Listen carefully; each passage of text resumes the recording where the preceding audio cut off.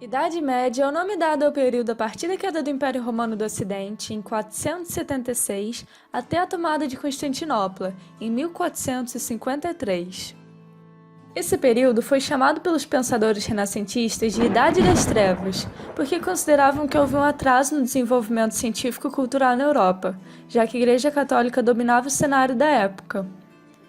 Esses pensadores renascentistas se referiam à Idade Média desse jeito porque no tempo deles, a Idade Moderna, surgiram muitos movimentos valorizando o uso da razão, essa ideia de trazer à luz a escuridão, colocando o ser humano no foco de tudo ao invés de Deus.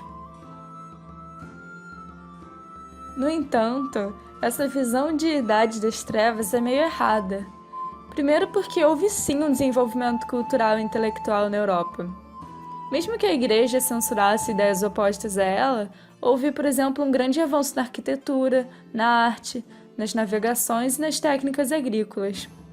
Além disso, essa expressão abrange um intervalo de tempo muito grande e foca só no que acontecia na Europa. O resto do mundo também estava bem movimentado, tinha muita coisa rolando, como, por exemplo, os avanços na medicina oriental, a expansão do islamismo e o surgimento do budismo. Mas voltando à Europa, nós dividimos esse período entre a Alta Idade Média, que foi quando se consolidou o sistema feudal, ainda havia muitas invasões bárbaras, teve a expansão do islamismo, e a Baixa Idade Média, que foi quando houve um aumento populacional, as crises de peste negra, a fome, as cruzadas e o renascimento comercial. Mas pode deixar que eu vou explicar cada um deles separadamente. A Alta Idade Média foi um período marcado pelas invasões bárbaras no território do falecido Império Romano do Ocidente. Bárbaros eram como os romanos chamavam aqueles com uma cultura diferente da greco-romana. Eles viviam da agricultura, eram politeístas e criavam animais para o comércio e consumo próprio, tendo até em alguns grupos, como os hunos, a realização de invasões e saques. Com essas invasões violentas constantes, os moradores das cidades romanas passaram a fugir para os campos em busca de segurança e estabilidade. Assim, começaram algumas trocas de favores entre os camponeses e os proprietários das terras. Os camponeses pagavam alguns impostos, entregavam parte da produção agrícola, em troca de terra para plantar e um lugar seguro para se estabelecer. Essa relação deu origem ao feudalismo. Como parte desse sistema, existia a suzerania e a vassalagem, que era uma troca de favores entre dois nobres. O dono da terra, o suzerano, oferecia terras a um vassalo, em troca de proteção e apoio militar no caso de guerras. Essa relação era de igual a igual, não significava que um era superior ao outro, os dois eram nobres. No entanto, as pessoas que trabalhavam nessas terras, os camponeses, eram chamados de servos. Para morarem e trabalharem ali, eles tinham que pagar aos donos da terra um tributo. Essa relação de trabalho era chamada de servidão, porque os trabalhadores eram livres, porém ganhavam tão pouco e tinham que pagar tantos impostos que no final não havia possibilidade de juntar dinheiro e crescer na vida. Por isso, a sociedade da época era chamada de estamental. Sua classe social era definida pelo seu nascimento, e não existia mobilidade social. Você que nasceu servo não teria como se tornar nobre ou rei.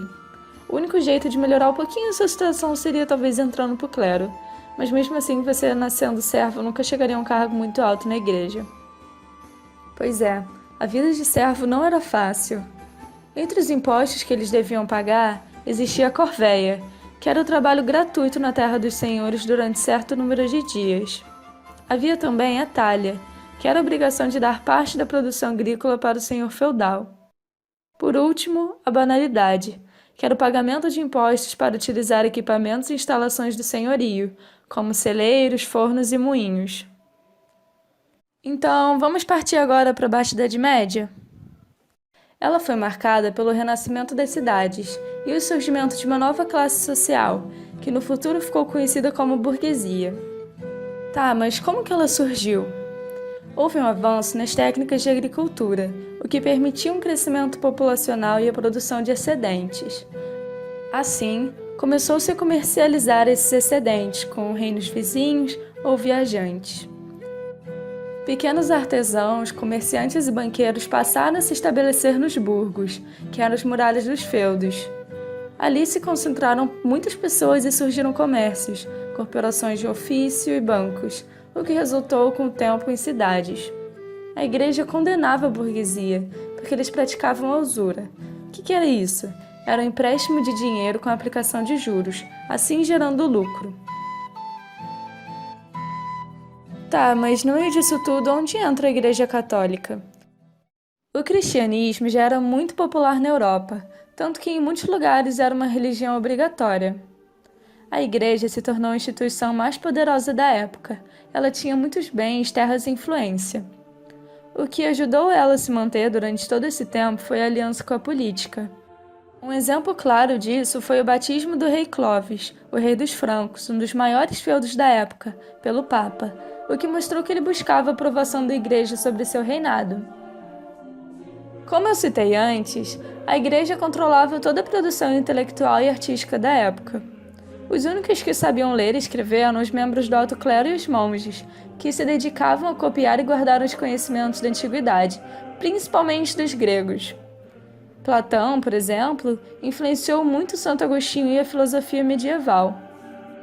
Em questão de arte, eram os vitrais e a arquitetura das igrejas que explicavam a história de Jesus para o povo, já que os camponeses não eram alfabetizados e não entendiam nada de latim, a língua que as missas eram feitas.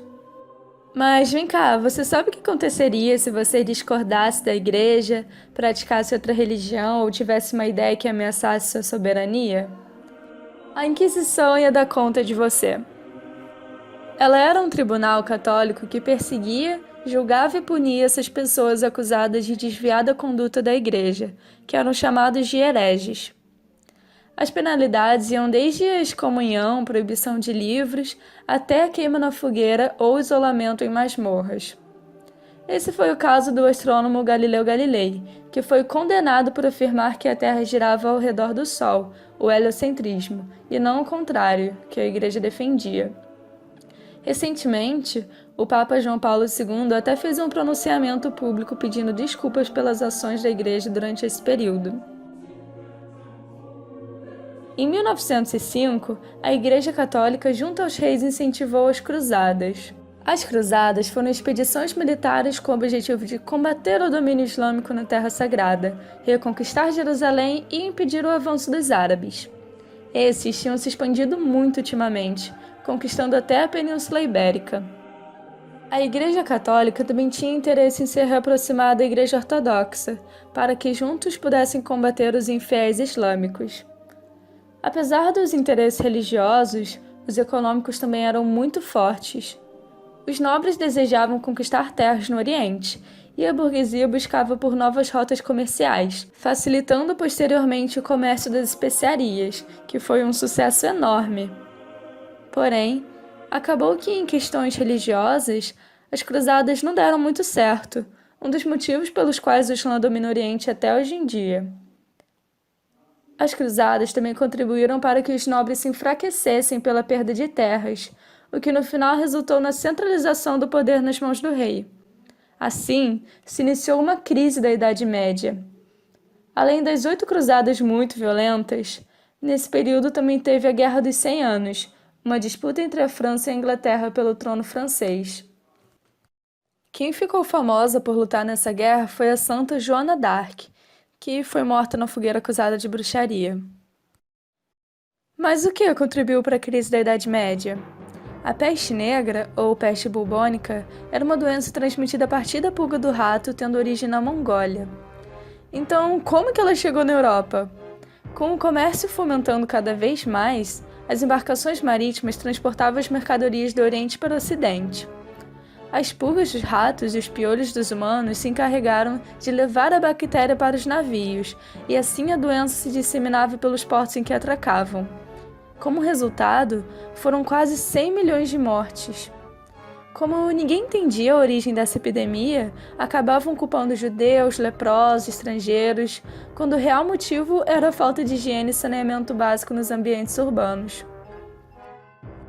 Junto à peste negra, ocorreu uma crise de fome intensa. O desmatamento das florestas para a agricultura gerou mudanças climáticas na Europa, que foram muito desfavoráveis às plantações, assim diminuindo a produção de alimentos. Além disso, 1/3 da população foi dizimado pela peste, ou seja, havia pouca gente trabalhando nos campos. Mesmo assim, o feudalismo continuava, e o senhor feudal exigia os mesmos valores de tributos e impostos, o que gerou uma revolta por parte dos camponeses que sobreviveram. Para conter essas tretas, a nobreza se aproximou do rei, o que favoreceu a centralização do poder. Isso deu origem às monarquias absolutistas, mas esse assunto fica para um próximo vídeo. Ei, você que está desesperado para a prova de amanhã, eu espero que esse vídeo tenha te ajudado de alguma forma. Se você gostou, mande para os seus amigos no grupo da turma, deixe um comentário, deixe seu like, que eu fico muito feliz. Muito obrigada e até a próxima!